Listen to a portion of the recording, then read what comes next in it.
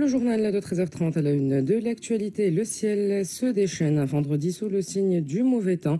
Pluie orageuse sur la plupart des régions, mais amélioration en vue pour le week-end. Préparez l'inévitable, les régions de l'intérieur en alerte face au dérèglement climatique. Viande ovine à prix cassé à partir d'aujourd'hui à 38 dinars le kilo pour soulager le pouvoir d'achat. Attention aux fournitures scolaires, les autorités mettent en garde contre le marché parallèle.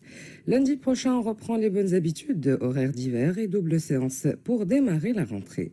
Dans le monde, le génocide se poursuit à Gaza. L'armée sioniste déclare Gazaville zone de combat dangereuse.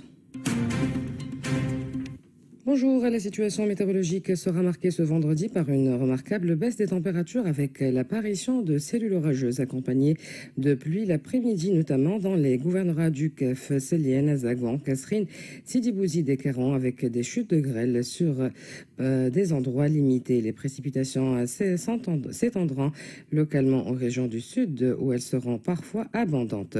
Le temps sera stable le week-end avec une légère hausse des températures. Abdelazek Rahal, ingénieur principal à l'Institut national de la météorologie, nous en dit plus au micro d'Insaf Zairi.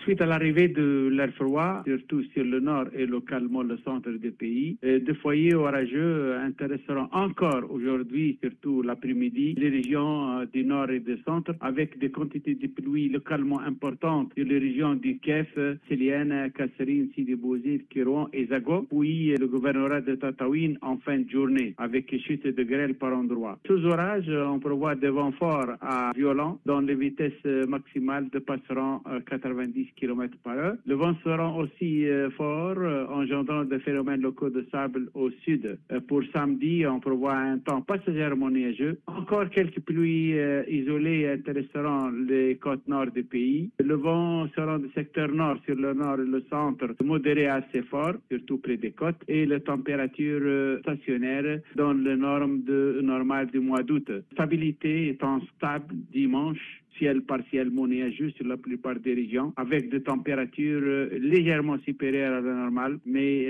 pas une hausse notable des températures. Donc c'est un temps agréable pour le week-end.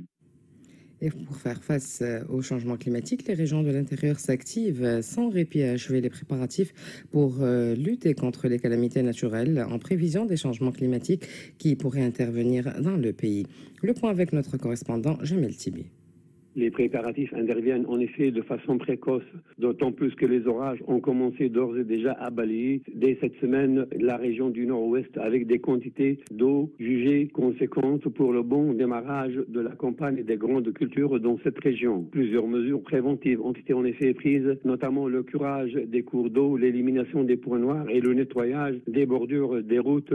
Sont négligés encore les vidanges des avaloirs dans les villes et la relève des déchets de construction en imposant parfois de lourdes sanctions aux contrevenants. Des consignes ont été aussi données à toutes les municipalités et aux services compétents afin de réactualiser les plans d'intervention en cas d'intempéries ou de chute de neige. Le tout en mettant à profit tous les équipements disponibles et la coordination des actions à mener en cas de situation difficile.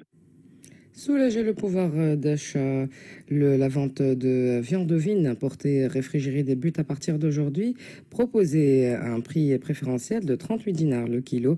Cette initiative vise à renforcer l'approvisionnement du marché et alléger la pression sur le pouvoir d'achat. 20 tonnes seront distribuées dans plusieurs points de vente à Tunis, Fax et dans d'autres régions du pays. Mohamed Bahri Gebsi, directeur par intérim de la société Louhoum, précise que d'autres quantités de viande rouge importée seront progressivement injectés sur le marché. Il s'est exprimé à ce sujet au micro de Zainab Fels. Dans le cadre de la régulation du marché en viande rouge, la société Louhoum a procédé à l'importation de quantités de viande bovine et de viande ovine. Aujourd'hui, on vient de décharger une quantité de viande ovine de la Roumanie, soit 20 tonnes de viande et l'équivalent de plus de 1100 têtes. Cette quantité sera distribuée dans les grandes surfaces, dans le réseau de distribution, et une partie sera distribuée à travers les bouchers installés dans les marchés municipaux, dans les quartiers à forte population, dans les gouvernorats du Grand Tunis, de Sfax et de Bizerte. Les prix pour les viandes bovines sera de 38 dinars 900 le kilo, et l'autre catégorie, elle sera de 37 dinars 800. Cet approvisionnement sera effectué régulièrement chaque semaine par des quantités de 20 tonnes pour chaque catégorie de viande. À l'approche de la rentrée scolaire, alors que les familles pressent le pas pour dénicher des fournitures à moindre coût, les ministères de la Santé et du Commerce tirent la sonnette d'alarme. Ils mettent en garde contre les produits vendus sur le marché parallèle, souvent non conformes et dangereux pour les enfants. Zohra Jamil, directrice générale de l'Agence nationale d'évaluation des risques, recommande l'achat à travers des circuits légaux pour s'assurer de la sécurité et de la qualité du produit. Elle intervient au micro d'Insaf Zeri. En fait, il faut savoir que certaines fournitures très colorées, parfumées ou en forme de bonbons peuvent contenir des substances chimiques très dangereuses. Pour les enfants, elles peuvent provoquer des allergies, des irritations et même des problèmes de santé plus graves à long terme. Donc, l'Agence nationale d'évaluation de risques sous tutelle du ministère de la Santé et le ministère du Commerce recommande aux parents d'acheter uniquement les fournitures dans des circuits officiels et contrôlés, d'éviter les gommes en forme de fruits ou de bonbons ou encore les cols présentés comme des boissons, de vérifier que chaque produit porte bien les informations nécessaires, identité du fabricant, composition, précaution d'utilisation et date de fabrication. Il faut faire très attention également aux cols scolaires, seules celles qui portent la mention sans solvant organique sont sûres. Et enfin, il est important de sensibiliser nos enfants à bien utiliser leurs fournitures scolaires. Les contrôles se poursuivent par ailleurs dans les points de vente et toutes les fournitures présentant un danger pour la santé des enfants seront retirés du marché. Toujours dans le cadre de la rentrée scolaire, l'Organisation tunisienne pour l'éducation et la famille prévoit pour l'année scolaire 2025-2026 la distribution d'aides et de bourses scolaires d'un montant total supérieur à 200 000 dinars afin de faciliter la rentrée scolaire des élèves issus de familles défavorisées. Le président de l'organisation, Mahmoud Mefteh, a annoncé ce vendredi que le TEF tiendra son conseil national le 30 août et une réunion administrative le 7 septembre pour finaliser le programme national de l'année scolaire à venir. Reprise de la double séance à partir de lundi prochain. La présidence du gouvernement annonce ce vendredi qu'à partir du lundi 1er septembre, les horaires d'hiver seront appliqués dans les administrations, collectivités locales et établissements publics. Les rappels des horaires du lundi au jeudi de 8h30 à 12h30 et de 13h30 à 17h30 et le vendredi de 8h à 13h puis de 14h30 à 17h30.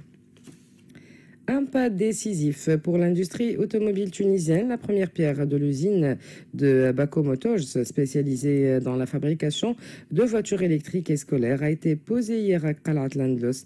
Ce projet d'envergure aligné sur la stratégie nationale de transition énergétique promet la création de 500 emplois et vise à faire de la Tunisie un acteur régional dans la mobilité durable. Boubacar Siela, fondateur de Bako Motors, au micro de Zainab Fels.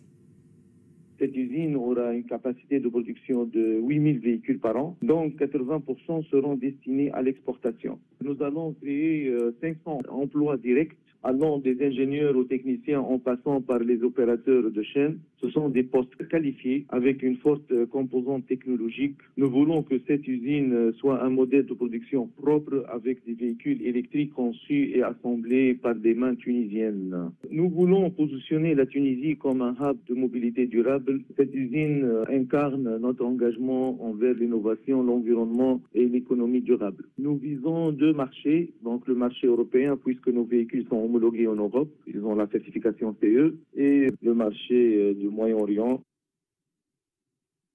La flottille maghrébine Soumoud a lancé ce vendredi une campagne nationale de collecte de dons pour financer la participation tunisienne visant à briser le blocus de Raza. Les contributions sont reçues à Tunis jusqu'au 4 septembre avant un départ prévu d'Espagne le 31 août et de Tunisie le 4 septembre dans le cadre d'une initiative humanitaire regroupant 44 pays. Et dans l'actualité internationale, le génocide perpétré par Israël dans la bande de Gaza se poursuit. Israël intensifie ses opérations autour de la ville de Gaza malgré la pression internationale pour mettre fin à son offensive. Au moins 14 Palestiniens sont tombés en martyrs depuis l'aube.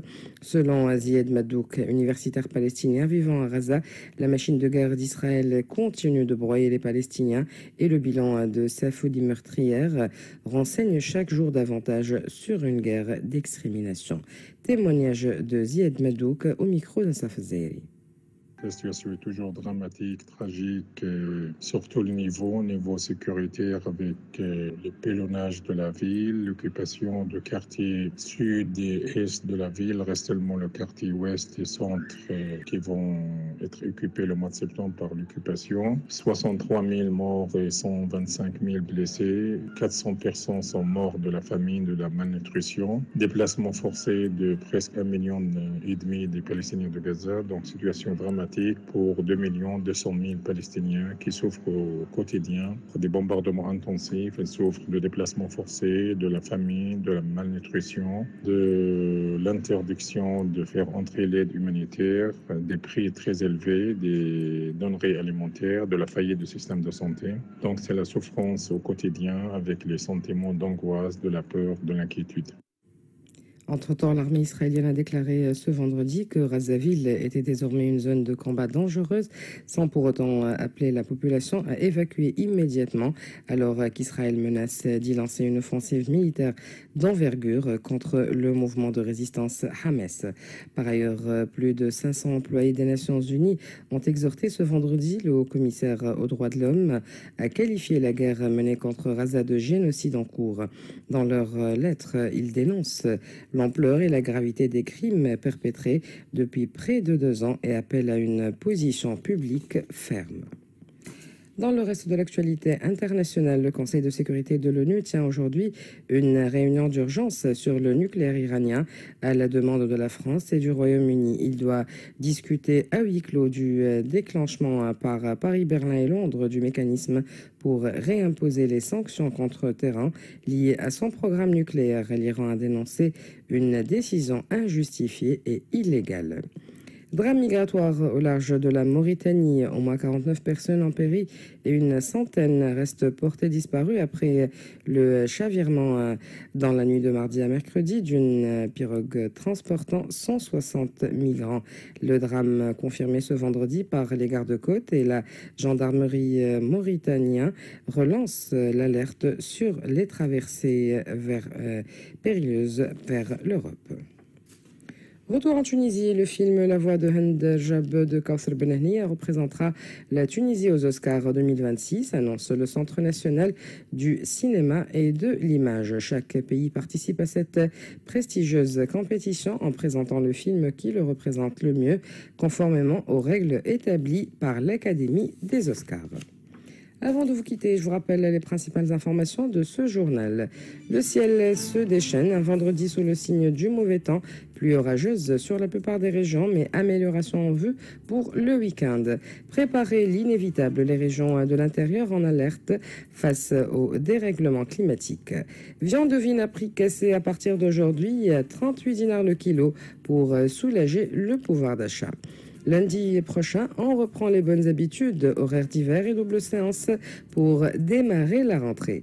Ainsi s'achève notre édition. Merci de l'avoir suivi. Merci à Kaiser Bouzriba pour sa précieuse collaboration technique. La rédaction vous donne rendez-vous à 15h pour un flash d'actualité. Restez à l'écoute de RTCI.